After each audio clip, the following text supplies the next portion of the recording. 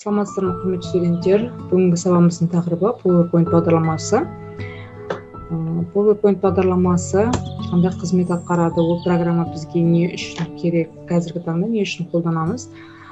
Сол жайында сіздерге толық ақпарат беремін. PowerPoint бағдарламасы жалпы көрмелерді әзірлеуге және де өзіміздің жасаған жұмыстарымызды көрнекі етіп көрсетуге арналған программа. Microsoft Office қолданбалы бағдарламасына кіреді. Ол дәріскерлерге дәріс оқығанда немесе баяндама жасағанда және тағы да басқа материалдарды көрнекі материал түрінде жеткізуге мүмкіндік беретін бағдарламаның бірі. PowerPoint-тың негізгі міндеті ақпаратты қабылдау және есте сақтаудың тиімділігін арттыру мақсатымен көрмелерді жоспарлау, жасау және өңдеу. Көрме дегеніміз сіздің қандай да бір қызметіңізге байланысты материалды ұсынуға арналып, компьютерде жасалған слайдтардың көрсетілімдік жиынтығы. Слайдтар әртүрлі қызықты суреттермен, сызбалармен және эффектілермен безендірілген жобаның мазмұндық бөлігін қамтиды. Белгілі бір тақырыпқа байланысты жасалған слайдтар тізбегі презентация деп аталады.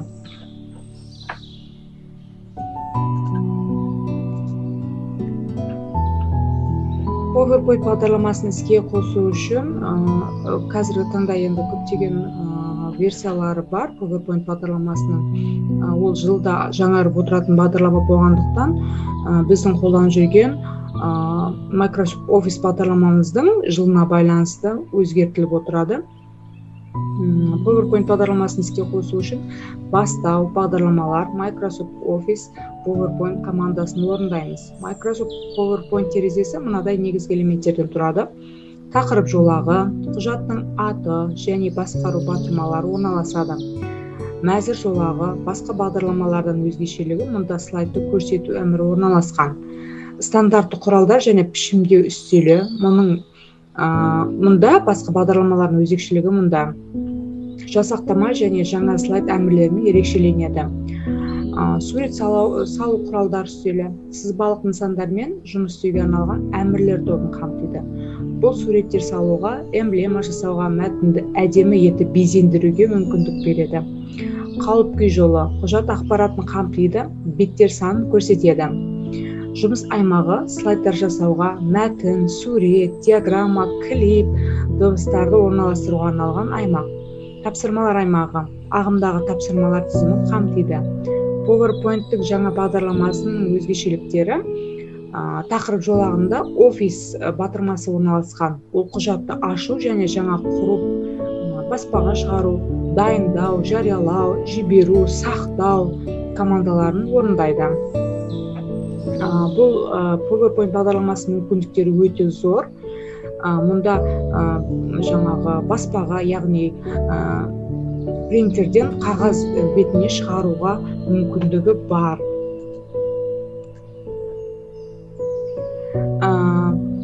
Келесі,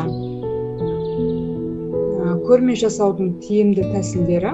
Microsoft PowerPoint терезесін ашқаннан кейін тапсырмалар аймағында жаңа көрмені жасау үшін бірнеше нұсқалар ұсынылады.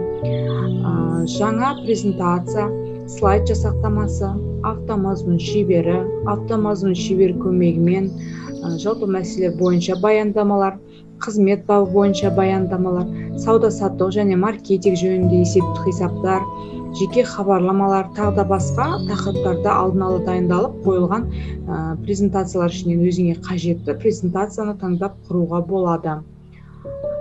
Бұл жерде енді презентацияны құратын кезде мысалға мүмкіндіктері өте жоғары. PowerPoint бағдарламасында мәтіндерді орналастыруға болады және де өзіміз мысалға Word мәтіндік редакторында жасалған кестелер болсын, дайын суреттерді әкеліп орналастыруымызға болады. PowerPoint бағдарламасында мысалы слайдтарды өзіміз қалағандай етіп бірнеше беттерді безендіруімізге болады. Өзіміздің жасаған жұмысымызға байланысты бірнеше бетпен жұмыс жасауға болады. Ол жерге жаңа айтып өткеніміздей дайын суреттерді алып келуге болады, дайын кестелермен жұмыс жасауға болады, және де мәтіндерді сәндеп жаңағы пішінін өзгертіп әдемілеп жасауға болады. Ол үшін біз WordArt командасын пайдаланамыз. Өзіміздің қалағанымызша жазулар үлгісін көрсетеді. Және де біздер жасаған жұмыстарымызға байланысты анимацияларды қосуға болады. PowerPoint бағдарламасында әртүрлі анимациялық эффектілер және мультимедиалық мүмкіндіктерді қолдана отырып презентацияны жандандыруға болады. Мәтін элементтерінің өзіне жеке әріптер, сөз, абзац түрінде әртүрлі эффектімен пайда болатындай етіп жасау мүмкіндігі бар. Тек мәтін элементтер емес, графикалық объектілер, диаграммаларда анимациялық эффектілер қосуға болады. Көптеген анимациялық, яғни біздің жазған өзіміздің мәтіндерге кез келген мысалға анимациялық бейнелерменен безендіруге болады.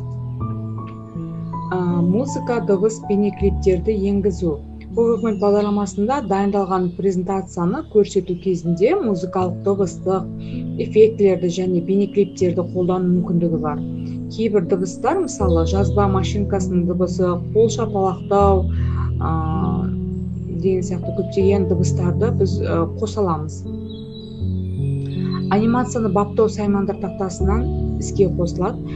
Презентацияға әуен, музыка қою үшін вставка, фильмы и звук из файлов командасын орындап, өзіңізге қажетті әуенді таңдап, окей батырмасын басамыз. Слайдтарды дыбыстық сүйемелдеулерді жазу үшін компьютерді дыбыстық картамен микрофонына орнатылу қажет. Өзіміздің дауысымызды да жазуға мүмкіндік бар. Және де бізде PowerPoint бағдарламасын негізінде электронды оқулық ретінде өзімізге пайдалануымызға да болады. Көптеген мәліметтерді сақтап, көптеген мәліметтерменен орнатып, бірнеше бетті 1-2-3 бетке кірістіруге болады. Ол үшін біз сілтеме батырмасы арқылы жұмыс жасаймыз. Менде қарап отырған болсаңыздар, қазір менде бірнеше беттен құралған слайд. Мына жерде үйдің суреті тұр.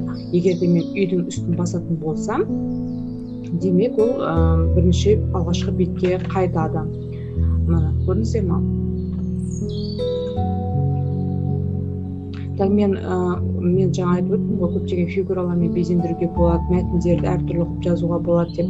Мысалы, мен лекция, ой толғау, PowerPoint, тәжірибелік жұмыс, сабақтың қорытындысы дегенді мен WordArt жаңа командасы арқылы жасадым. Және де фигуралармен жұмыс жасап, әр фигураға мысалы сілтеме орнатуға болады. Егер де мен PowerPoint, лекция дегендерді ой толғау, ойын түрінде тәжірибелік жұмыс болсын, сабақты қорытындылауға көптеген сұрақтарды орналастырдым. Мысалға, мен кез келген біреуін бассам, мен үстінде сол туралы ақпараттар шығады. Мысалы, мен қазір сабақтың қорытындысы деген фигураның үстінен басайын. Мұны көрдіңіздер ме? 1, 2, 3, 4 мұны көптеген фигуралармен сәндеп әдемілеп істеуімізге болады. Мысалы, мен бірдің үстінен басқан кезде перне тақтадан слайдтарды көрсету командасын орындау үшін қандай функционалды пернені шертеміз дейді. Мен студенттерге сұрақ қоятын болсам, осылай жасырып сұрақтарды дайындауыма болады. Келесі сұраққа өту үшін, мені көріп тұрғандарыңыздай қызыл стрелка тұр, фигурамен көрсетілген, үстінен бассам, мен сұрақтар тізіміне өтемін. Осылай қалағанымыздай сәндеп жасауымызға болады. Мына көріп тұрғандарыңыздай мен тапсырмалар бетіне өттім.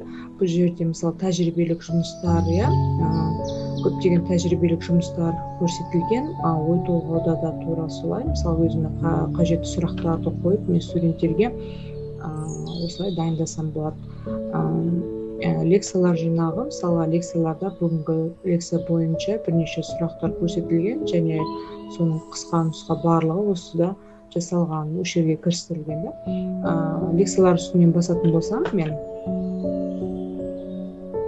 PowerPoint бағдарламасы туралы түсінік, келесі PowerPoint терезесінің құрылымы, көрме жасау тиімділігі, көптеген мына ақпараттарды мен кірістіріп қойғанмын.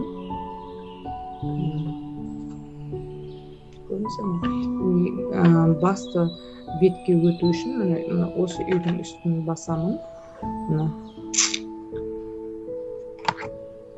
Мына қарап отырсаңыздар, мен бірнеше беттерді пайдаландым. Қазір менде 29 беттен тұр. Көптеген тапсырмалар кірістірілген. Мен сіздерге тек бұны тек екі бетке, немесе екінші бетке ғана кірістіріп жасауға болады. PowerPoint бағдарламасының негізі көптеген жұмыстар атқаруға болады. Өте тиімді бағдарлама. Мына өздеріңіз көріп тұрғандарыңыздай. Құрметті студенттер, мен бүгін сіздерге PowerPoint бағдарламасы жайлы қысқа түсінік беріп өттім. Келесі сабағымызда, келесі бейнеролигімізде мен сіздерге практика жүзінде, мен жаңа айтып өттім ғой, сіздерге анимациялық бейнелер орналастыруға болады, көптеген жазуларымызды сәндеуге болады, дайын мәтіндерді көшірмесін алып келіп орнатуға болады, көптеген суреттерді алып келуге болады. Соның барлығын қалай жасалу керек, соның бәрін көрсететін боламын. Келесі сабақта сіздерге практика жүзінде жұмыс жасап көрсетемін. Құрметті студенттер, келесі сабақта көріскенше сау болыңыздар.